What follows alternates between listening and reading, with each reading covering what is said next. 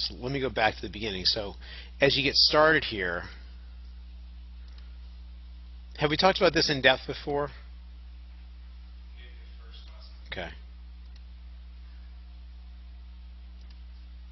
Adam Scott on the right. So Adam Scott has got a really good swing to emulate. So as he's right here, the club is parallel to the ground. And this is a nice checkpoint because we can tell for sure it's parallel to the ground. And we also know where he's aiming because of that alignment stick on the ground. So his club head, you can see, is a little bit to the right of where his hands are as we look down the target line here. Okay? If his club was perfectly on plane, his shaft would be perfectly parallel to his target line right now. But see how he's not perfectly parallel? And he's taking the club back a little bit outside of what would be perfectly on plane? What that's going to do is that's going to, and just think of the way his wrist would hinge based on how he's set up here. He's going to hinge his wrist and get a little bit upright relative to a perfect swing plane. He's upright. So when I draw a line down the butt end of his club, it doesn't point on the target line, it points a little inside the target line. Okay?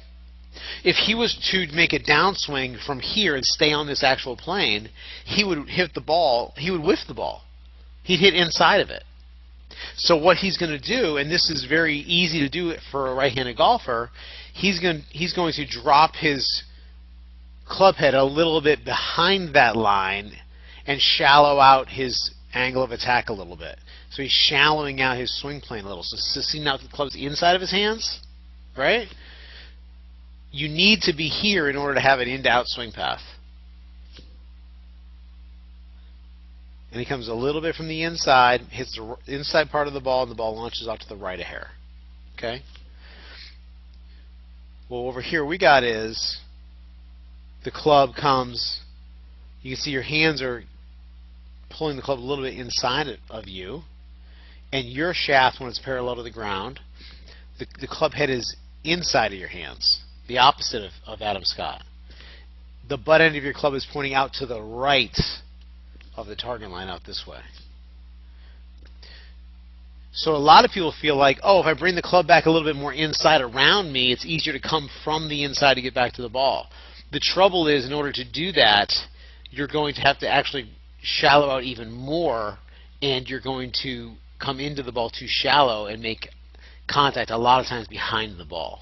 I don't know if you've ever had that sort of thing happen. But so as you get right here, your club is a little bit flatter than what would be perfect. So you know what the average golfer does from here? Any idea? Over the top, like out to in. I think that's what you were doing, right? You're not going to do that because you know you want to swing from the inside.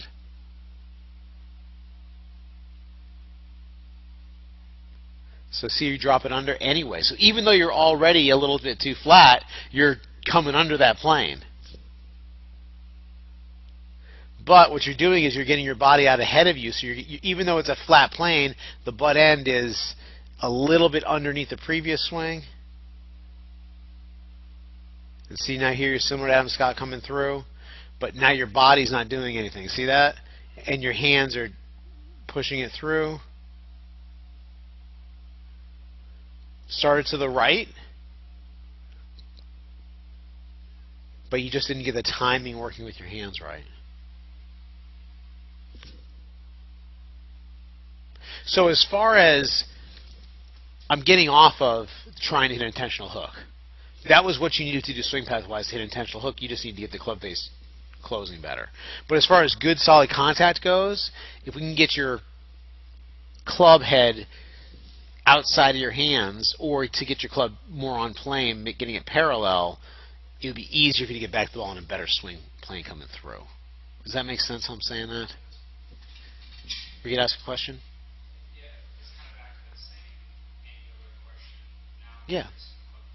It's got to be somewhere in between your line and your path, right? So is that just the club face angle there? Is it somewhere in between this? So what happens is your club face is going to end up working with your swing path, meaning your swing path will influence your club face because your club face is on the end of the stick, right?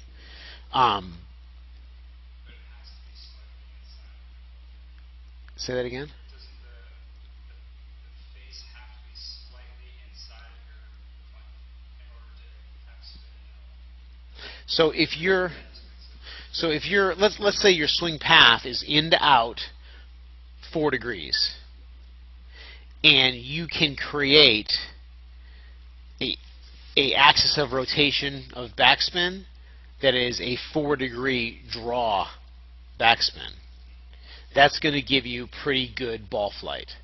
It still doesn't; those two things still don't determine where your ball is going to end up, because depending on how much ball speed you have, the ball might stay in the air longer and get more and hook more, or stay in the air shorter and feel like it hooks less. Does that make sense? Because of how long it's in the air, right? So what's difficult to give an answer on, though, is when we're talking about getting the club to close, what we're looking at is a speed thing. Because depending on how fast you swing the club, the faster the toe needs to pass the heel, but it would naturally, because everything's moving faster, and the toe is farther from you than the heel is. So the toe should always be moving faster than the heel. I don't have the answer, though, of the specific degrees, because when Adam Scott hits his shot, his club is actually still open. A little bit open on where he's aiming, but not on his swing plane. Right. Actually, it's closing. So it's in the process of closing. Now, yeah, but the truth is actually your club face, as the ball releases, is probably going to be square or a little bit shut to the path by the time it actually gets off. Probably. But theoretically, it doesn't have to be to hit draws. Because as long as that club face is closing, the axis of rotation of the ball, because the ball takes time to roll up the club face. So let's get real specific now, right? And we're recording this. Is that all right? So let's say you make contact and the club face relative to your target line is open 6 degrees. And then by the time the ball releases the club face, it's open 4 degrees. I don't know. I can't give you a factual answer to that. No, but I would, I try to tell you when I know stuff, and I don't know the answer to that. But let's just say, by the time the ball comes off the club face is less open than it was before. That's going to cause axis of rotation in some way not to be dead backspin, but to be a little bit of a tilted axis, so that the right-hand side of the ball is higher than the left-hand side of the ball. Right? Yeah, so to hit balls that start right and stay dead right and don't go anywhere, and if we're hitting like in a vacuum or something, there's no wind or any other influences, to get a ball that just goes right to right, for the most part, what's happening is the path is in to out, and the club face is not rotating. But in order to make that happen, you usually see also a path of the club starting to scoot a little bit left somehow. Not always. Like this one, I don't think there's a visible pull through to your path. But the toe is not closing. It's just not rotating while the ball is still on the club face.